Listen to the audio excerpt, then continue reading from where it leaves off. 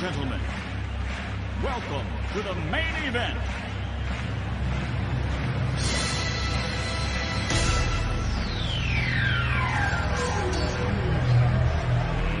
Let's get ready to rumble!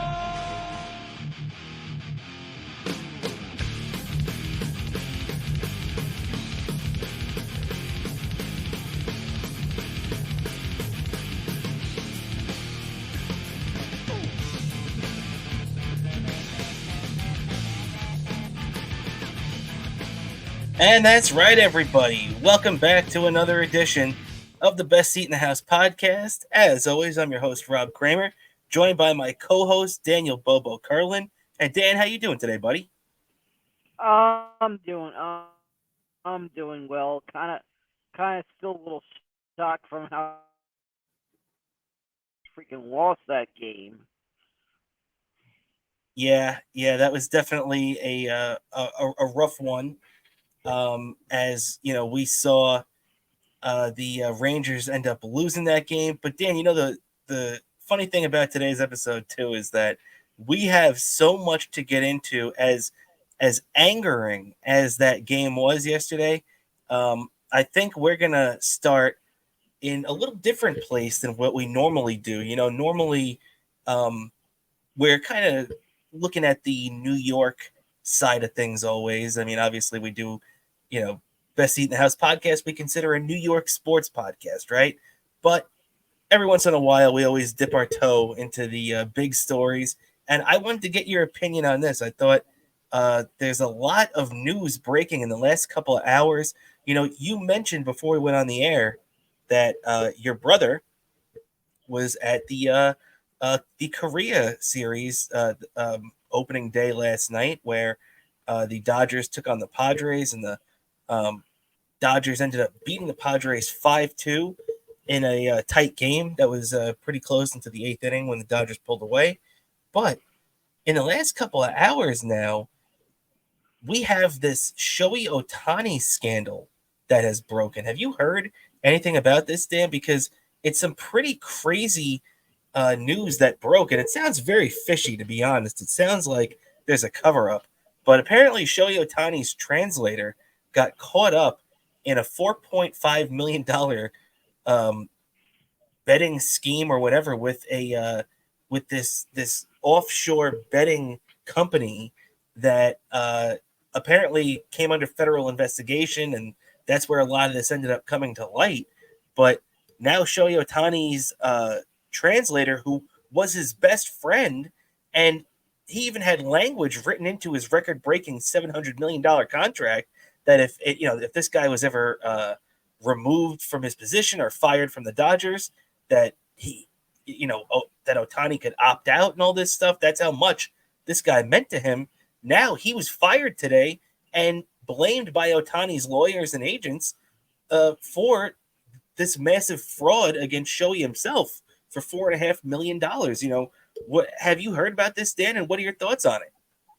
Well, it's unfortunate, and it's shocking this happened, but it's the reality that these things can unfortunately happen, especially when you got someone like Shohei Ohtani, who a lot of times we often see with these players that come in for Japan. Quite often they rely on their interpreter, and because they rely on their interpreters, they're one of the few people they're really communicating with a lot on game day and throughout their time in the United States, that they trust, that they're entrusted with a lot, helping with a lot of responsibility, especially when it comes to like things like involving the language barrier when they come to the States. And it's just sometimes you gotta really keep a close eye on some of these people, because these are the kind of people that easily end up can easily sneak in and take advantage without if you don't have your guard up. No, you're absolutely right about that, Dan. And we've seen that happen in sports before. Guys get swindled out of their money. And when I first heard about this, I kind of had that same reaction. But upon closer investigation, when you look at this, apparently Shoei Ohtani knew at least about the fact that this guy owed money or something along those lines. And so Ohtani was, a little hip to some of this news at least. And when you look at this guy who was his interpreter was his best friend, and sure, there is every chance in the world that this guy screwed him over. But he's also, he's been very well liked in the clubhouse. Apparently he's a very well liked guy wherever he's been. And I'm not saying it's impossible, but this also does kind of stink. Like maybe this guy is taking the fall for Ohtani here. You know what I mean? Where, it's kind of like the old days where if a guy, one of the gangsters would have the gun on him and would take the fall for one of the other guys. You know what I mean? It kind of stinks a little bit to me. What do you think about that? Yeah, there could be something going on there too. There could be something going on in the inside also, him taking a fall, but it's an unfortunate thing that we quite won't fully know, so we kind of have to take our word for what it is, because we hear about it all the time when people get, like you said, when we've heard about athletes get screwed over, it's become the people that work with them closely, and we kind of have to take it for what it is, the situation that Ohtani's in, that he kind of relies on. You kind of end up with, when you're dealing with like the language barrier, you kind of rely on maybe one of the few people that you could communicate with. So I could see an argument for both reasons. No, that's definitely true. I mean, you can absolutely look at it from both ways, which I really didn't think of until it was even pointed out on there that at least he was aware of some of this money being owed. So it does kind of raise a little bit of an eyebrow there. The other thing that I would say, and that does kind of annoy me too, is that, we saw Billy Epler, the former Met general manager, get not only fired, or he didn't really get fired, actually, he stepped down from his Mets job, but he was suspended by Major League Baseball for a year because of DL manipulation or IL manipulation, whatever they called it, where they said, for whatever reason, he didn't accurately report the injury data as he needed to. So this is something, by the way, that is done by every other general manager in baseball. This really, this also makes me think too, nothing's going to happen to Ohtani from this, whether he's guilty or not. And it just angers me as a Mets fan that I also feel like our team's being targeted because nothing's being done to the Dodgers and Shoei Ohtani, who obviously something is amiss here. And I feel like if it was the Mets, it'd be a different story. You know what I mean? Yeah, I just have a feeling it would be freaking. I don't get why the heck do the Mets have to be treated the same way Opie and Anthony treated, that they only get publicity when there's negative publicity. Because I used to make the same joke with Opie and Anthony. He says, "Of course you guys get." I think I even once said it to Anthony on Twitter when that whole thing when from a guest they leaked that Anthony Weiner photo, and he says, "Yeah, of course you guys. I realize all this. I realize now all these years you guys only get publicity all over the place when negative shit happens." Yeah, I guess you could say in the grand scheme of things, if Major League Baseball is Sirius XM, then the Mets are Opie and Anthony, and the Dodgers are Howard Stern. And I don't think we're getting any close to that level. And Dan, I did want to look at a little more baseball before we move on from it. Let's talk a little Mets, as they ended up winning today against the Marlins. Their prospect, Christian Scott, starting pitcher, he looked really good today in 4 solid innings, struck out 7 batters. Mets ended up winning 6-3. Pretty good outing today. It's definitely something. The Mets do have a couple of guys that aren't ranked in the top 100 prospects or really, going out there and are being highly rated by scouts from a young age. But it looks like they do have some guys like this kid that could potentially be coming into their own. and I really feel like that's going to work in the favor of some of these young pitchers that the Mets have. Probably the low expectations. It might work better for them in their favor because they're not going to have that whole pressure, that whole high expectations right when they get called up. Uh, Ergo, like I don't know, like Jacob deGrom when he first came up with the Mets. No one really thought anything of deGrom. He just said, "Oh, this is the guy that's just filling in." They needed a pitcher. They're kind of short on pitchers right now. There's some pitchers on the IL, whatever they need. They needed a guy to make this. The guy they called up just to make the start. And I was at this game. Didn't know much about Jacob deGrom. All of a sudden, this guy impresses. Big Tez pitches one heck of an outing in a big spot in a game against the Yankees when that's always one of the larger crowds during the year, one of the biggest regional rivalries in professional sports, and deGrom pitches comes up big in an outing. Of course, unfortunately, he ended up getting a no decision in that outing. Of course, not really getting any run support as what happened with deGrom most of his career with the Mets. But he stepped up big time, and then led to him, and it led to him becoming one of the greatest Mets pitchers in history. All that time leading up to that first start, there was no high expectations on this guy.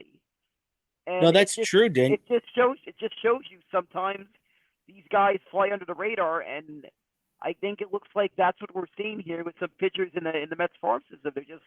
They're flying under the radar, and that might be a good thing when we realize it when it comes to prospects.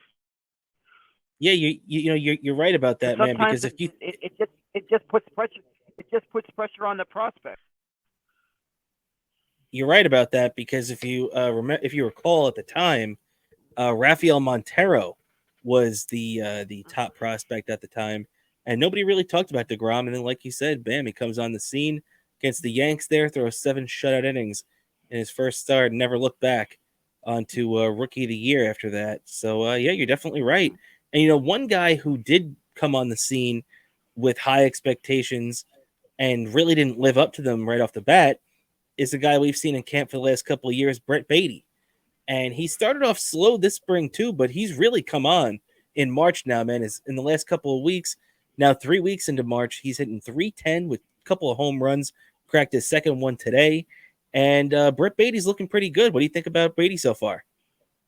I think he is one of the players that we need to keep a good eye on this year.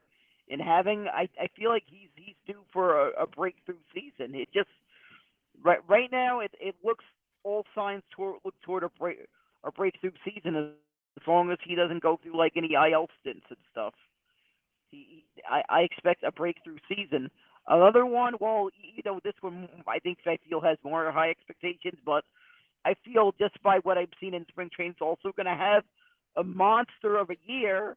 I feel the Francisco Alvarez is due for a monster year.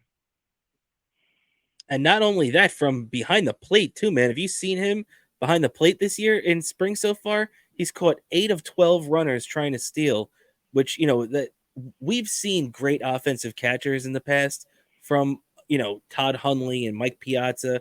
We got a couple of solid years out of Paul Lo Duca, and the Mets, and obviously Gary Carter going back to the 80s. So we've seen great offensive production from our catchers, but Alvarez might be the best. The fact that he's got a gun back there. He looks like he's going to be an above average defensive catcher. And obviously he's got all the power in the world in that bat.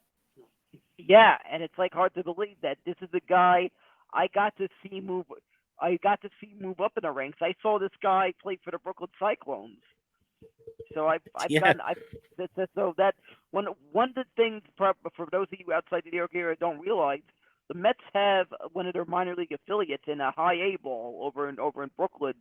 So because of that, I get to see some of these guys, and some of the guys we're going to be seeing on the team this year.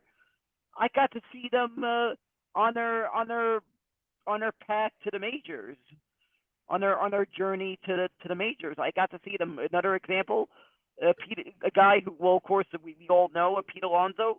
I saw him rise up in the ranks. I saw him in the minors. I saw him on the cycle. I actually saw him before he was even in the minor leagues. I saw him actually at one point. There was one year I happened to see the Mets on the road in Milwaukee. That same trip to Wisconsin, I went to a college summer league game in Madison, Wisconsin. It was those collegiate summer league games where it's like prospect showcase leagues. I got to see him when he was just a college student in the University of Florida, and he was one of the college prospects in his college summer league. And little did I know, I realized I got to see a guy who would eventually become one of the greatest prospects and one of the greatest players in Mets history during his college days, unexpectedly. Very true. And another guy I'm sure you saw come through that pipeline in the Cyclones in Brooklyn, who was also, well, like we were talking about before, not a highly heralded prospect, is Jeff McNeil, Yeah, right? Of course, you got to And mention he made his he made his debut today. McNeil surprisingly never played in the. I don't recall him ever. He never played in the Cyclones. Somehow he didn't. He kind of skipped back then. The Cyclones were low A, and some prospects never went through low A when they were in the minors. Well, you just killed my transition to talking about Jeff McNeil. But what do you think about him coming back into the lineup and in his first at bat, drawing an 11-pitch walk and looking like the same old Jeff McNeil that we know and love? No, I think that's a good thing. I feel like now he's kind of. I feel like last year, because of the way the shift was, I feel like before he was taking advantage of the fact that he was being overshifted by getting those hits, and I feel he needed to make those adjustments to how infielders can't overshift like that anymore. So he has to now take it. He had to kind of make the adjustments, and he's had a year to make those adjustments, and I feel like he's taken into account every at bat. Maybe he's kept notes or whatever he did about, maybe took a look at film at all his bats and realized he maybe kind of figuring out now the adjustments that need to be made to get back to that Jeff McNeil we expect, a guy that gets on base, gets those base hits, get those extra base hits that just always. I mean, it's always not only the power department, but always just gets those hits that really make the difference in the outcome of the game. He's almost like a Wally Backman type player. See, you hit the nail on the head there too with McNeil. He doesn't really, he's not really a big extra base hit guy. He will pile up the doubles, but obviously he's not going to smash a ton of home runs, except for that career year he had in 2019 when he hit 23. But other than that, he's really been a single digit, low double digit home run guy, which if McNeil is going out there and hitting 300 plus, that's perfectly fine. But he can't go out there, like he did last year and hit 270 and only hit 7 or 8 home runs. The Mets need more production from Jeff McNeil than that, and I think he knows that. And I think, like you said, I think McNeil is feeling like himself again, and he did pick it up in the second half of last year, and I expect to see the best version of Jeff McNeil this year. Yeah, exactly. I feel like he's just finally figuring out to play up to his strength. Like, you just always have those great players that sometimes aren't always with the power number, but always manage to find a way to play up to their strength and really make that a difference in the game. Another player I want to look at, this guy wasn't on the Mets, but I feel that a perfect example of that with the way he just got those base hits. Remember Ichiro during his career? That guy he didn't lose much of the power department, but he just still had that quickness. He was like pretty good defensive outfielder, and he just always had a way of getting on base, getting those base hits and stuff. And he really figured out how to play that up to his strength and really make it a difference. Even though, of course, unfortunately, the teams he played on weren't really that great, but he was a very talented player, and he just managed to have a pretty good career for himself. And Probably Oh might be yeah. the first player of Japanese descent to go into Cooperstown when his time comes for Cooperstown induction. Oh, Ichiro is a slam dunk Hall of Famer, no doubt about it. And even though I understand the comparison that you make between McNeil and Ichiro, it's when McNeil is being himself and playing within his game and it is hitting well. I totally see what you're talking about. But the only difference is that McNeil kind of gets into these slumps and hot stretches, and Ichiro was a model of consistency. That guy, uh, I saw this stat recently and it blew my mind, almost like one of those crazy Wayne Gretzky stats that you could always pull out, and I love too. But did you know that Ichiro started his career, his first year as a rookie in 2001, 2 for 9? That's how he started. So at that point, his career batting average was 222. Then in that next at bat, his 10th career at bat, he got a base hit, and his career batting average was 3 for 10, so it was 300. After that point, 10 at bats into his career, Ichiro's batting average for his career was never under 300 again for the rest of his 20-year career. Isn't that insane? Yeah, that is impressive, and I gotta say that that's also impressive about how Ichiro managed to find a way to get 3,000 hits, even with the fact he kind of had maybe a late start to his MLB career, being the fact he had his first couple of years in professional baseball were in Japan, so he was a little bit late to the game, as would happen sometimes when you got players that come in from Japan. They kind of started in MLB a bit later than others, and he still managed to pull off 3,000 hits in MLB. That's an impressive stat when you look at that. No doubt about it. I mean, he came over at 27 and still had 3,000 hits. I mean, if he broke into the league when he was in his early 20s, like 21 or 20, and he definitely could have challenged Pete Rose for 4,000. And he definitely could have been in the Pete Rose and Ty Cobb territory. Yeah, I have to get credit to that, and it's first. I mean, he's probably for forever immortalized in Seattle. Like probably never buys a beer again. We'll never have to pay for a beer in Seattle ever again. You're right about that. And you know, as we keep it rolling along here right now, I want to finish up with a little bit of Mets and then check in with the Yankees before we move on from a little baseball. Diaz was in today. He got roughed up, walked a couple of guys, allowed a run. Didn't really look too good, but you know what? If Diaz is going to struggle, let him get it out of the way here. I think he's just starting to get back into the groove. So I don't really think there's anything to worry about with Diaz. What do you think about that? Yeah, I think the same thing. I hear pitchers, even closers, sometimes say it takes like a bit of while to get like kind of in that zone during spring training. So and Mm-hmm. to get the credit Diaz, he hasn't pitched in over a year. Yeah, no, that's true. That's true. Although the only thing I will say is that he looked pretty electric in that first outing, but he looked a little crappy in this one. But hey, he's working out the kinks right now. Who knows? Maybe he was working on a pitch that we're not aware of. Sometimes in spring training, these guys are toying with a new pitch, and Yeah, maybe it's yeah, possible. yeah. Plus that, I just feel like during spring training, it probably also maybe the effect how much rigorous the training goes during spring training than it is during the season. So Oh he yeah, probably was going to. It was probably a lot. That rehab process was a lot. People don't realize that, especially. I mean, but how rigorous it can be during spring training, and especially when you're going through a rehab process when you're recovering from an injury, it is extra rigorous recovering from an injury, and not just yeah, for athletes, but even anyone that's been injured.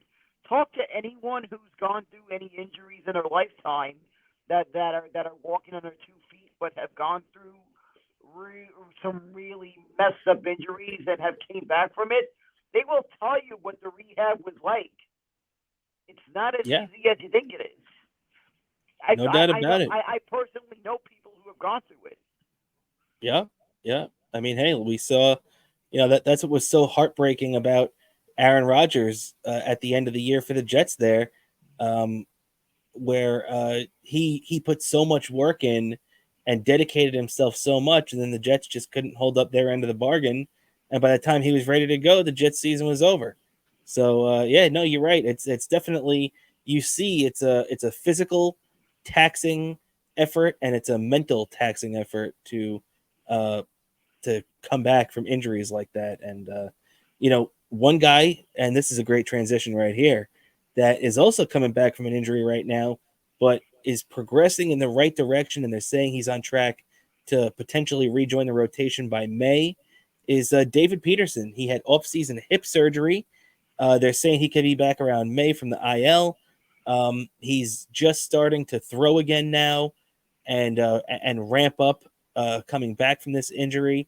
And he said he feels like a new man. He said last year part of the reason why he struggled so much was that he really couldn't, put his hip into his delivery, and it really affected the way he threw the ball and the movement on his pitches and everything.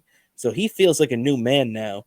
And if the Mets can have a fully healthy David Peterson, and he can look like he's, looked when we've seen the David Peterson where you say, oh crap, the Mets might have something in this guy.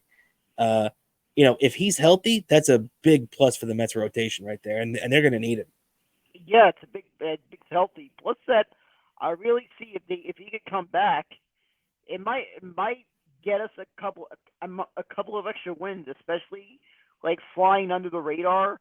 I feel like this Mets rotation, there's a lot of guys that are going to be flying under the radar. Another one I really look at probably. I mean, when I'm looking at this season, I'm in the circumstances with Singa starting the season on the IL that I thought maybe Severino should have been the opening day starter. But at the same time, looking at it this way, I think they want to set it up as best as possible for him that the expectations are low, and I feel like those low expectations that people are not having high expectations of him might work into his favor Oh, no doubt because he's about not that. going to have that clout over his head. Yeah, yeah, and I mean, I think that's something too that Peterson has felt the pressure before in the past, where he's a former first-round pick. The Mets have desperately needed his contributions at times, and sometimes he's been up to the task, other times he hasn't. So definitely going to be real interesting to see what David Peterson looks like this year, with a little bit of a lower expectation profile, like you said. But one guy that definitely doesn't have low expectations attached to him on the other side of town in the Bronx is Aaron Rodgers. Aaron Judge, the other Aaron. And Aaron Judge returned to the Yankees lineup tonight. Yankees end up pounding the Pirates 12-0.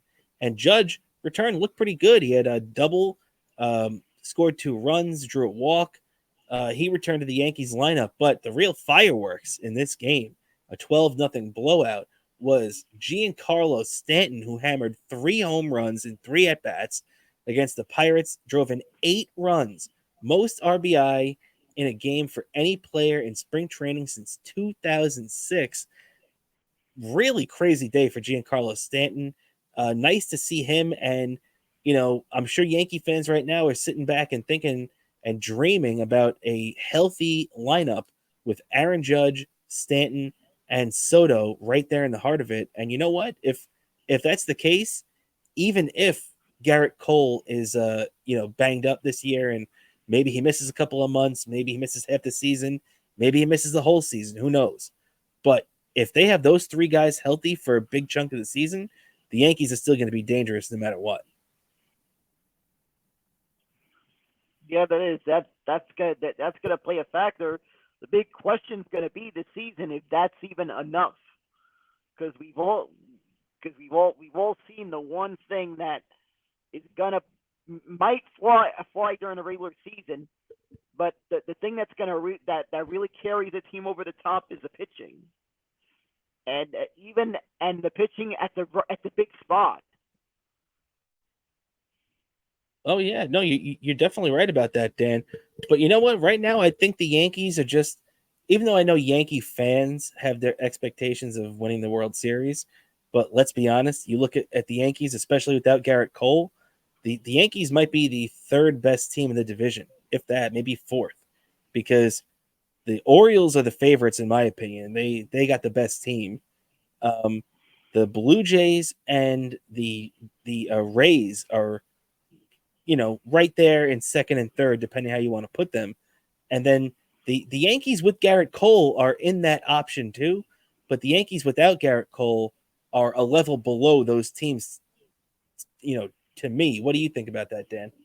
Yeah, I think the same thing. It's crazy to look at it this way, but usually we look at like the Yankees seem to be like overwhelming favorites. I mean, there's a generation of Yankee fans that have come to expect that, but we're looking at a lot of competition we've never seen before. In the past, we've seen maybe a couple of years where the Red Sox were really the tough competition for the Yankees. The Yankees have a head in ages. Yeah, yeah, no, it's definitely true. Yankee fans have been a little spoiled over the years, as we've seen, no doubt about it. It's been a little bit more thin the last few years. Especially last year for Yankee fans. I think that one hit hard, especially with the Judge injury coming off that big 62 home run season. They went out and signed Verdone last year, who really hasn't contributed yet. And, they're going to look to get something out of him this year. I still feel like they're going to get something out of him. I just don't know when it's going to be. But, you know, uh, right now, if they could keep those three guys, the key right now are Stanton, Judge, and Soto. Because I believe even if it's the worst with Garrett Cole, and let's say he's hurt for the whole season, if the Yankees can just keep their heads above water and stay in that wild card race, at the deadline, the Yankees are going to go out and get somebody. I don't, me and you aren't too sure about our Mets because it doesn't really look like Steve Cohen and David Stearns are in at all for 2024. JD Davis is not JD Davis. I'm sorry. JD Martinez is still out there as a free agent. And there was just reports last week that one of his preferences is the Mets and that he, quote, likes the idea of playing for the Mets. And still no traction. It looks like the Mets aren't going to sign him, but who knows? Something could happen. But, this guy's still sitting out here right now. I feel like with the Yankees right now, they could go out and get somebody at the deadline if they have to. I don't know if the Mets are willing to do that, but damn well the Yankees will be. Yeah, it seems like the Yankees are more looking like to take on a rental. I think that's going to be one of the big things that's going to play a big factor on the trade deadline is how many teams are willing to take on for a rental. Because I've been hearing a couple of Mets podcasts I listen to say that if the Mets are going to go on a trade deadline, that they're likely not to go on anything for a rental. It would be something within team control is going to be the big thing, and how many pitchers under team control are going to be on the market. That's going to play a big factor in what we see in the trade deadline, specifically when it comes to the Mets. Is who's under team control, because it looks like they don't want to go after anything that's not going to be under team control the next year.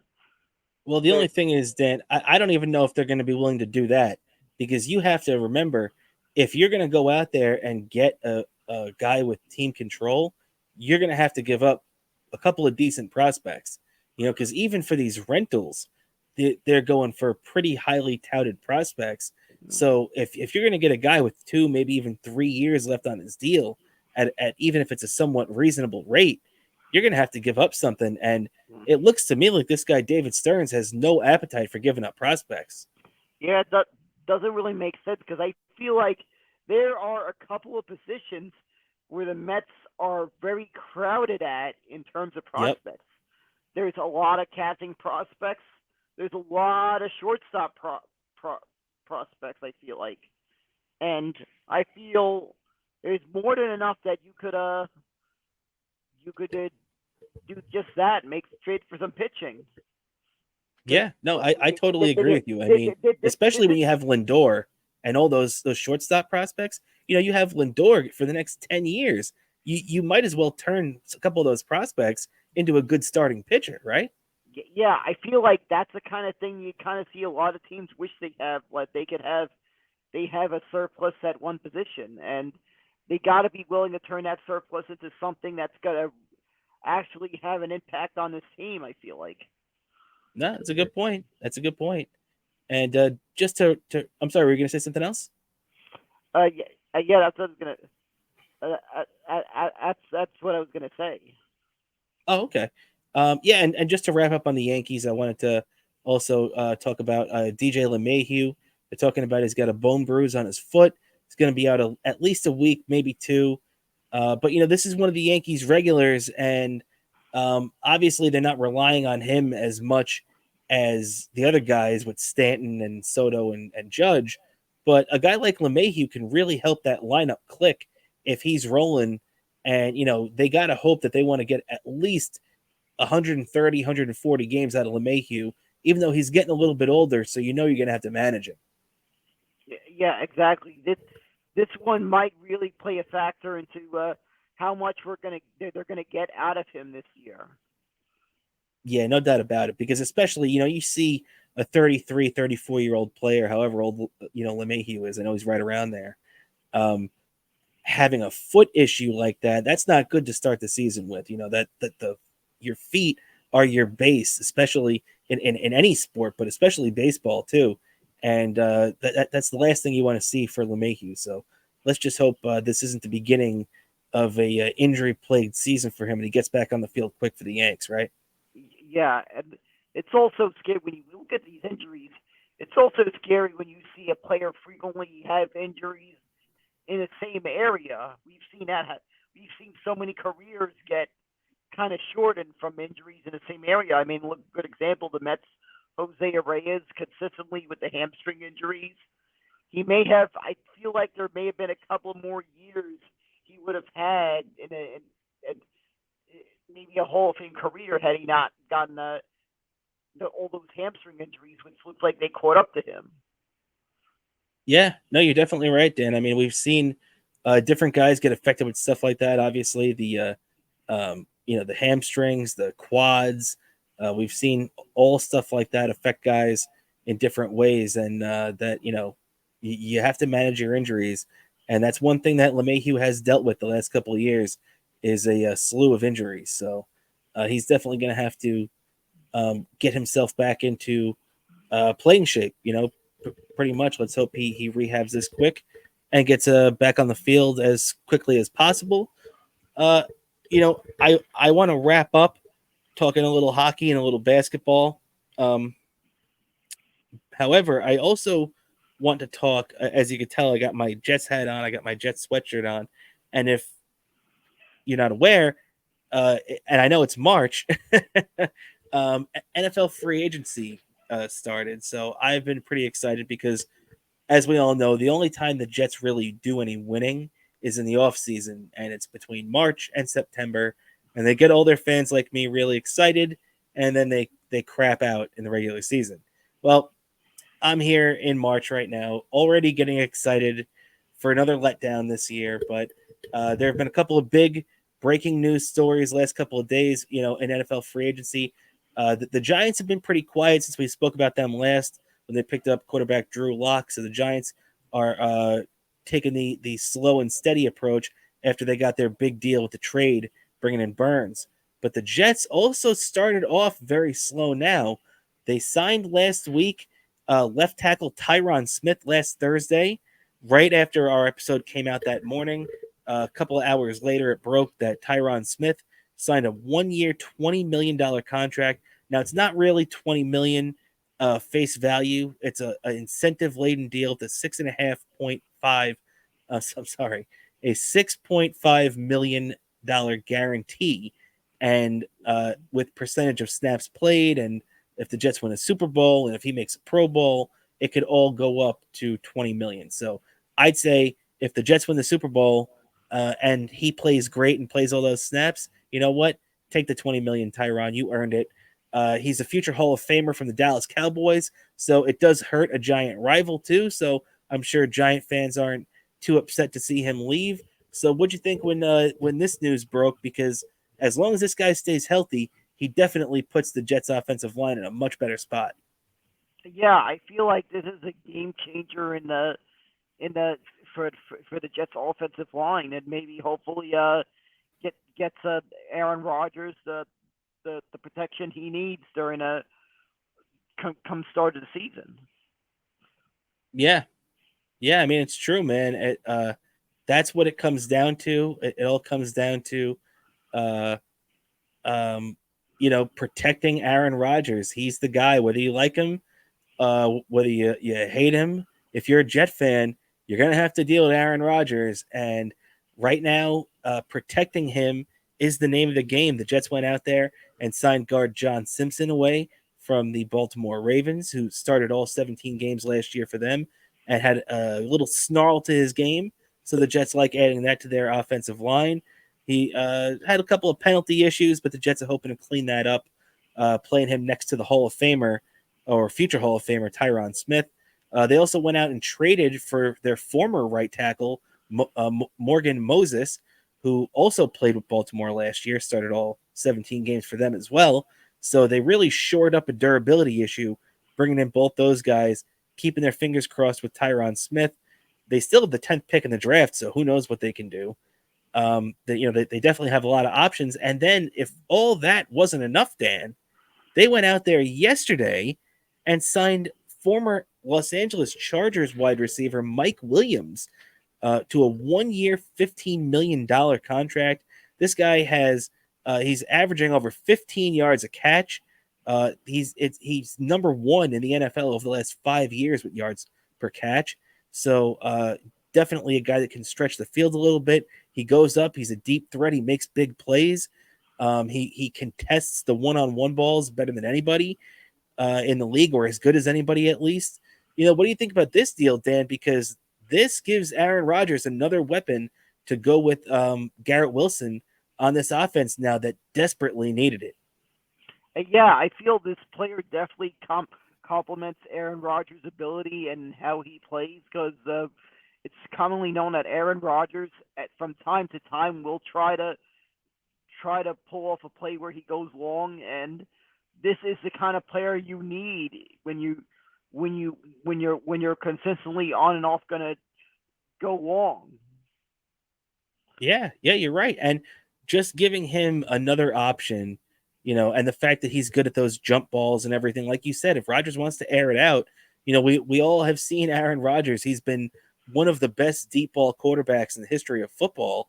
We all remember the Monday night game where it was the touchdown that wasn't really a touchdown, but it still counted when he heaved it all the way to the end zone with the replacement refs. So, Rodgers has a history of doing that, and getting a guy like Mike Williams definitely plays right into his hands. They could even play him in a slot and still draft another receiver. That's the interesting thing about this move too, Dan, is that prior to Tyron Smith, a lot of people were saying, okay, well, the Jets are definitely going offensive line in the draft. It's probably going to be maybe Joe Alt, which is what I wanted. I was a big Joe Alt fan. Fashanu was another guy that's a tackle in the draft they were looking at. There was a bunch of guys, and then people kind of backed off that a little bit once the Jets signed Smith.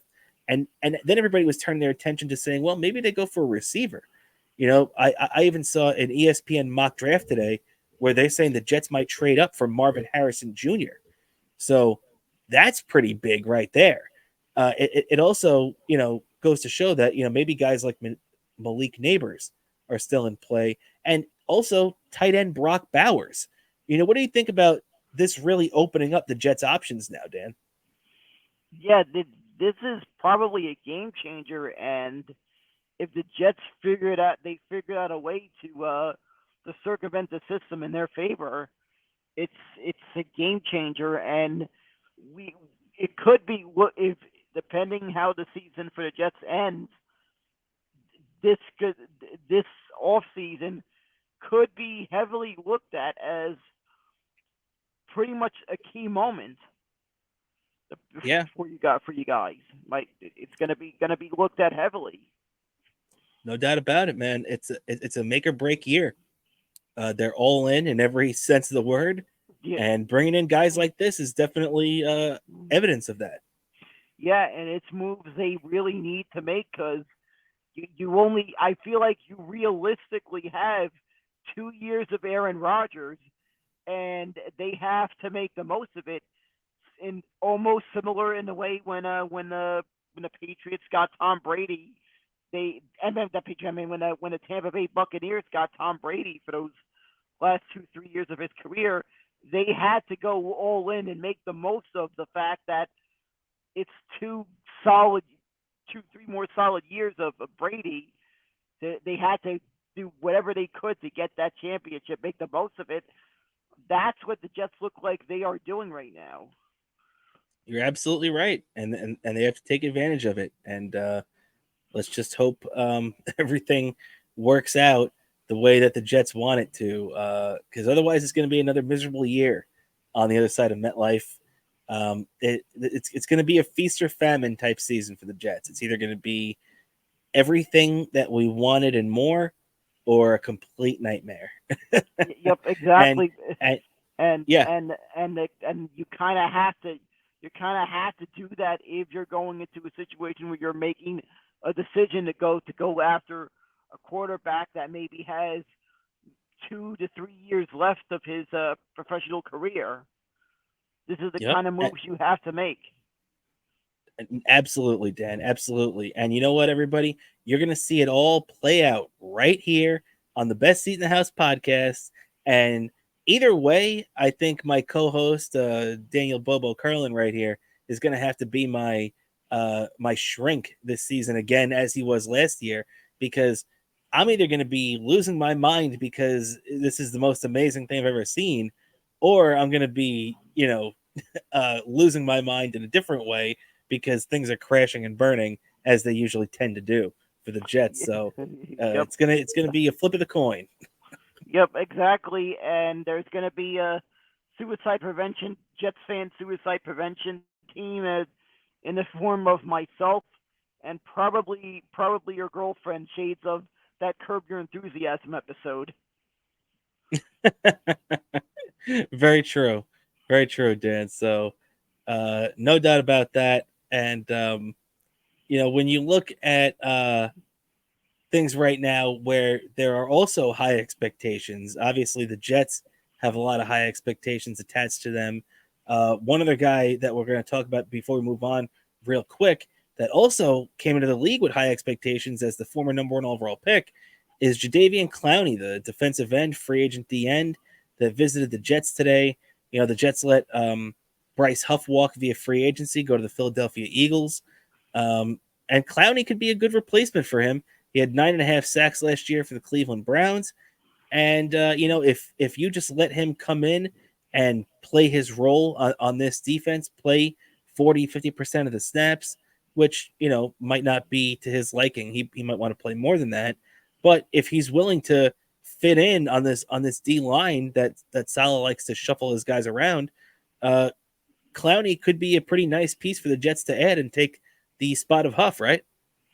Yeah, exactly. This team looks like they're going to be an embarrassment of riches, and I think it would be probably one of the biggest disappointments in NFL history if they did not live up to those expectations. Yeah, we've seen that. We saw our Mets team do that last year. We saw the Jets do it this year. This past season. So, yeah, definitely. I'm definitely with you on that. So, especially if they sign a guy like Clowney, the expectations are only going to get higher. And taking a look real quick at another team with high expectations in our area is the New York Rangers. And unfortunately, they played a really crappy second period in yesterday's game. After a solid first, They ended up falling behind 3-1 in the second.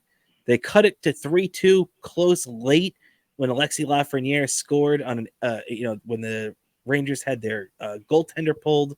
They had the extra man, put it in, make it 3-2, but wasn't enough as they would get the empty netter from Winnipeg at the end to make it 4-2.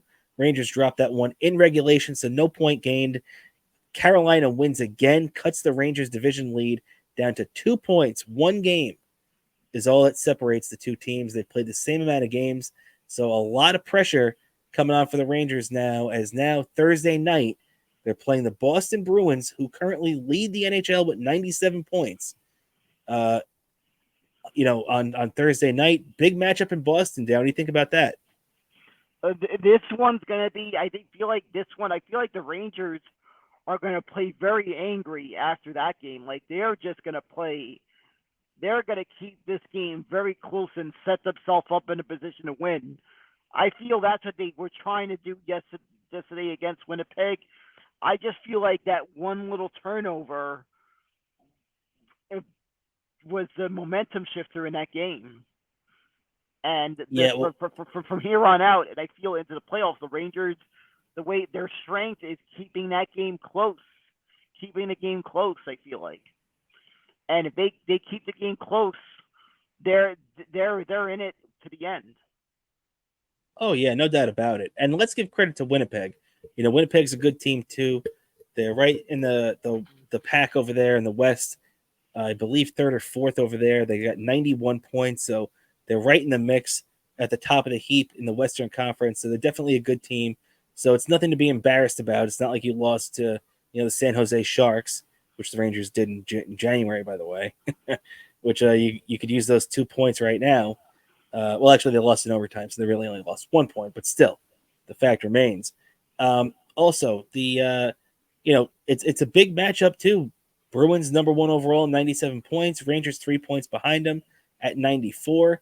So if the Rangers could get this win in regulation, that would really, pretty much I feel like if the Rangers lose that game, unless it's in overtime, then I think the number 1 spot overall in the league, the President's Trophy, probably isn't happening. I know they still have plenty of time to make up for that, but a lot would have to go right and a lot would have to go wrong for Boston and more notably Florida.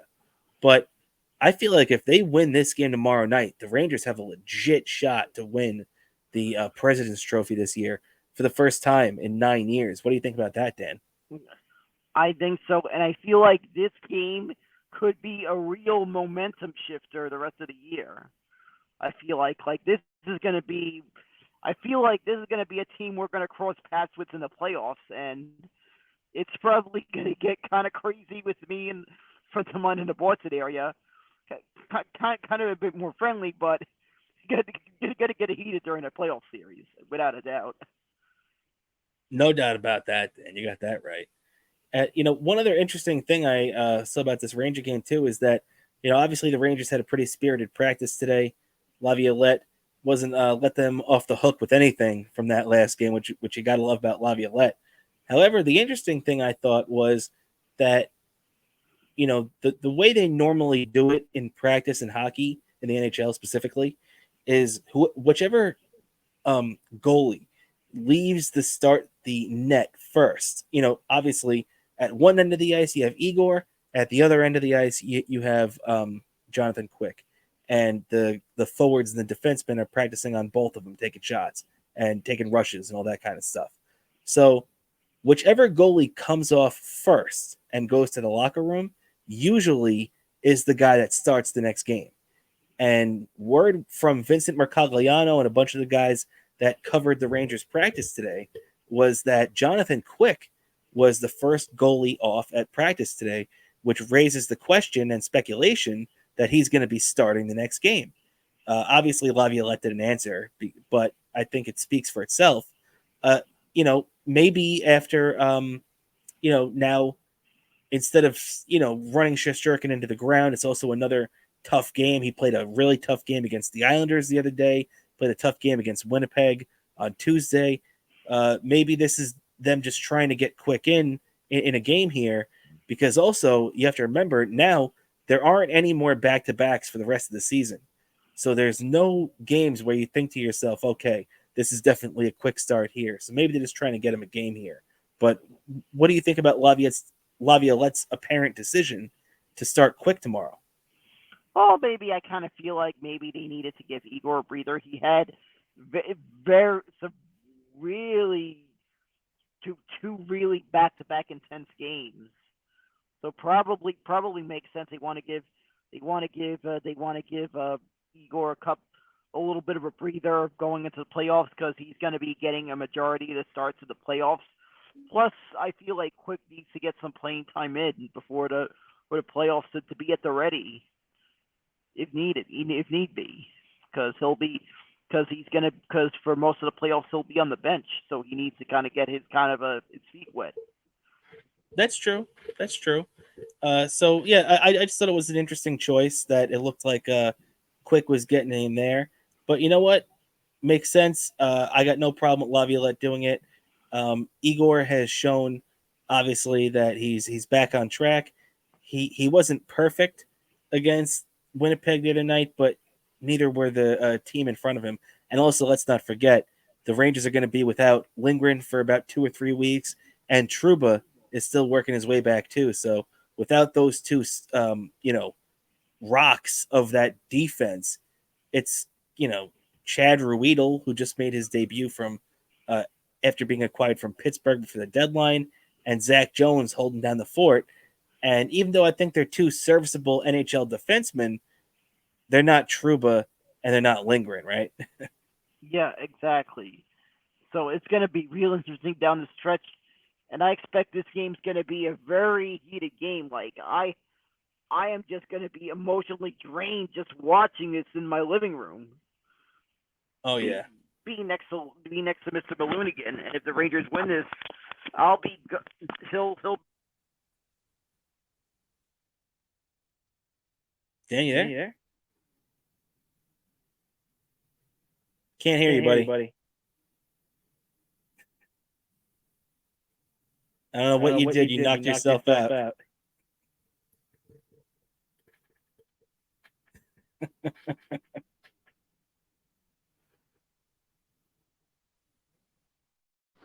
All right, Dan. Are you there? Can you hear me? Okay, there you go. I can finally hear you again. Yeah, I had to do a reset. But yeah, I expect Mr. Maloonigan to be feeding off of me making a lot of noise again. Because when I'm making noise like that, he'll be responding with the barking. Because I don't know if it's more what's happening in the game. Even though Mr. Maloonigan can't keep his eyes off the TV during hockey, because apparently for whatever something about hockey just grabs his attention, and he can't keep his eyes on TV. But dogs, when you make noise, when you're making a lot of noise, they kind of think you're just another dog barking at them. That's true. And they tend to reflect that energy too, and act like you do and get all excited. So definitely, let's hope that tomorrow, watching that game, that you and Mr. Maloonigan are doing some jumping around and barking and yelling, because that would mean that the Rangers are closing in that much closer to first place overall in the NHL. So, and hey, the main thing right now at this point is just hold on and win the division, right? Yeah, exactly. And I have to say, if the Rangers win the cup, I might be getting so enthusiastic that I'll be picking up Mr. Maloonigan and carrying him as I'm walking him down my block victoriously. Well, I like the sound of that, and that's definitely something for everybody listening to look forward to. No doubt about that, Dan. But yeah, what were you gonna say? Exactly to see me celebrating amongst some other people in my neighborhood that'll be excited about the Rangers winning. Would be excited about the Rangers. They would see me picking Maloonigan. Of course, if I'm watching in the bar, I'll do it as soon as I get home. I'll pick up Maloonigan victoriously, because more than likely, I'm figuring out a way that the both of us are at the same place when it happens. That we're both at the same place watching that moment happen.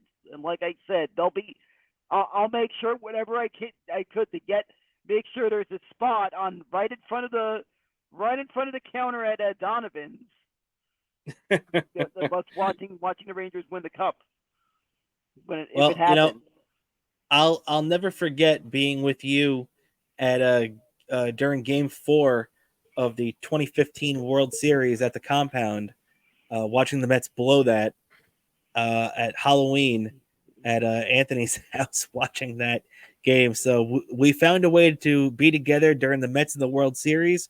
So you bet your ass if the Rangers are in the Stanley Cup final, especially with a chance to clinch, we're going to find a way to get that together, and we'll get it on tape too for the show. No doubt about that, right? Yep, exactly. And I have to admit, it's a pretty good place to be to watch that bar is a pretty good place to be there to watch it, because I'm sure that bar is going to be packed. I know for sure from everything I hear from from the owner of Donovan's, this that means a lot of traffic at that bar. It's a lot of customers. Oh yeah, no doubt about that. That's for sure. And yeah, Dan. So one last thing before we get out of here, too.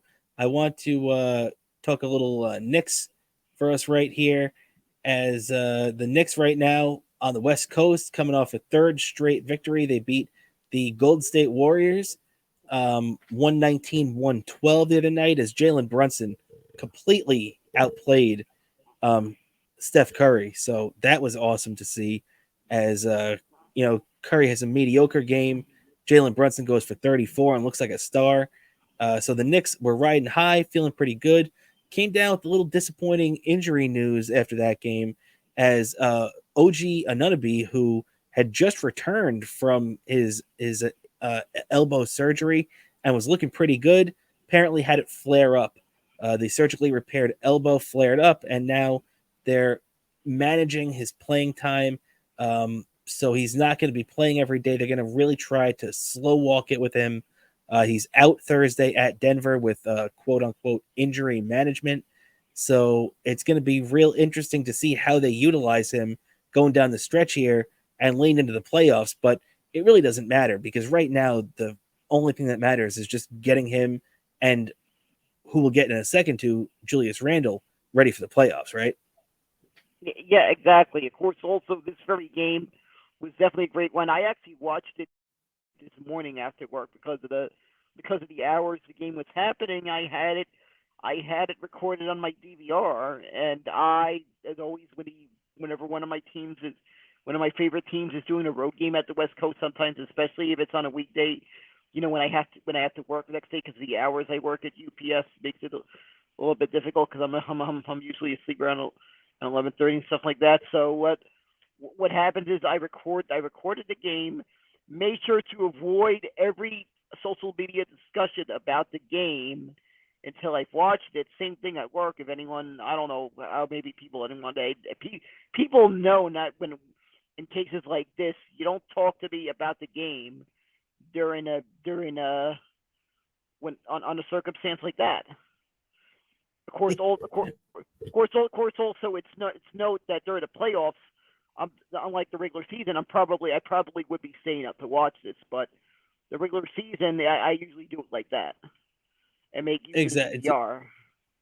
Yeah, different story during the playoffs. No doubt about that. So, yeah, unfortunate injury news. Luckily, it's not that bad, and hopefully they can manage it down the stretch here.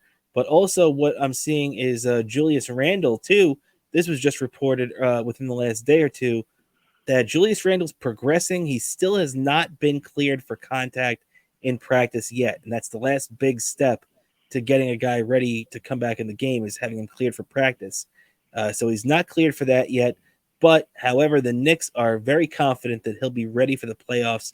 And as we just said with OG, that's the only thing that matters. It looks like the Knicks are going to be clear of that little play-in tournament, where you have to be in the top six. The Knicks are in a pretty good spot right now for that, 41-27. They're feeling pretty good about themselves. If they win in Denver, they go 4-0 on the West Coast on a 5-game winning streak. So they could put themselves in a really good spot, as long as they just keep this pace up, right? Yeah, exactly. It's what they're doing what they need to do. So they don't have to go into that play-in tournament. They I feel they are going to be in great shape, and like the Rangers are in going to be in a good. They're going to be a championship contenders, and it is going to be a real interesting mid-April to June. A lot of playoff watching in basketball and hockey, and holy shit, it's going to be. I don't know how I'm going to react if it's like I will be shocked. It's shock. It's going to be shocking seeing one of them win a championship, but to see them pull the Garden double, which never happened and almost happened in '94, actually happened. I will be shocked. Like it'll be like they would need to write a book about this, and I would be Oh first yeah. online. I would be first online to buy that nice coffee table book with all those photos and stuff. It would be one heck of a nice little collector's item to own. But the thought of the both of us be taking 2 trips to the Canyon of Heroes within such a short time span would be unbelievable. And unfortunately, you don't have stores like Modell's anymore that you can buy the championship shirts like the next day as soon as. Or some cases they open the stores as soon as they win it. You can buy them. You can buy those shirts, those shirts and hats as soon as they win it. We kind of have to buy them online these days because they don't have stores. Even though I think Dick's Sporting Goods does that, but I don't think Dick's Sporting Goods has much locations in the New York area. At least in the city, I know they have more locations in Long Island than in the city. You might have to be my middleman if Dick's Sporting Goods will do that. Do they have if they have those in your area? You might have to be my middleman to get the merchandise as soon as they win it. Well, we're getting real ahead of ourselves right now, talking about the championship merchandise. It's been quite a few years since we've experienced anything like that. Even in New York in general.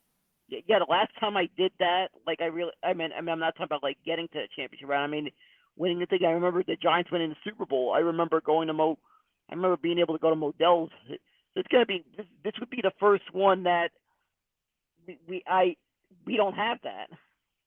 Yeah, and I think for everything that I've heard with the Knicks so far, I just heard the other day a rival executive say that the Knicks are going to be a tough out in the second round for either Boston or Milwaukee. So basically what that's saying is that the Knicks have respect around the league where a lot of teams pretty much expect them to knock off whoever they face in the first round. And then they're going to be set up to either face Boston or Milwaukee as long as they take care of their own business in the second round. So, I mean, the Knicks were there last year. It'd be the first time they've won rounds in back-to-back years in over 20 years. So it'd be real nice to see them pull that back-to-back trick right there and maybe pave their way back to the Eastern Conference Final. But we're still a long, long way away from that. And exactly, a long way for that. But it's just gonna be a lot of nervous watching. I can tell you that. No doubt about that. And of course, I know it's a little bit ahead of ourselves, but if the Knicks do win the NBA Finals, Eastside Dave, definitely join us for that trip to the Canyon of Heroes. Yep, that's the only team that all three of us actually agree on. So we'll definitely have to celebrate and head out there for the Knicks if they win. No doubt about that. And we definitely got to find a way to get Dave to join us if that happens. Oh, you got that right. That'll definitely be in the works. And who knows? Maybe we'll even join Dave on his show. So a lot of fun times if the Knicks go on a extended run. And if you want to see our reaction to a lot of that extended run, because I'm sure we're going to be on here a lot, but also if you want to see any of the extra stuff that we do a lot of fun stuff on Patreon. We do at least a bonus show a week. We like to put on Bobo's Trackside Minute and little extras and stuff like that. So it's only $5 a month. So you get your first week free. It's a free trial. So, be sure to check us out, patreon.com/best seat in the house podcast. Definitely a, worth your $5, right, Dan? Yep, exactly. Definitely worth your $5. It's one of the best deals you can get in a time where everything's inflation. You're getting all that for $5. You're getting that. You're getting Bobo's trackside minute, which I'll be filming tonight or tomorrow. I'll be filming the trackside minute, wrapping up all the action that happened over in Bristol, Tennessee, and previewing the action going on in this week over in trying to think that this is Circuit of the Americas over in Austin, Texas. So definitely you'll get Bobo's trackside minute. You also get early access to all my YouTube videos on that I post on my YouTube. You got all the early access is on my Patreon. So all those videos you see on YouTube, Patreon subscribers get early access to them, and they will continue to be getting early access to every time I film a video for my YouTube. You subscribe to Patreon, you'll get early access to it. Absolutely. So make sure to check that out. And that's just about going to do it for us today, Dan. Obviously, we just plugged the Patreon and everything else, but do you have anything else that you like to plug? Sure. You got my Twitter account. You see there on the screen, Bobo103NYC. Instagram, Bobo718DK. Also, same username on Threads. Also, it's one word, Daniel Curlin. My YouTube, as I've mentioned already on the show. You already heard me mention how the Patreon subscribers get early access to those videos. And that's everything I got to plug. All right, perfect. So make sure to keep an eye out. We'll pop up every once in a while. Keep an eye on our social media to see everything we've got coming up. We appreciate all the support from everybody. As always, I'm your host, Rob Kramer. For my co-host, Daniel Bobo Curlin, this is the Best Seat in the House podcast, everybody. I will catch you next week.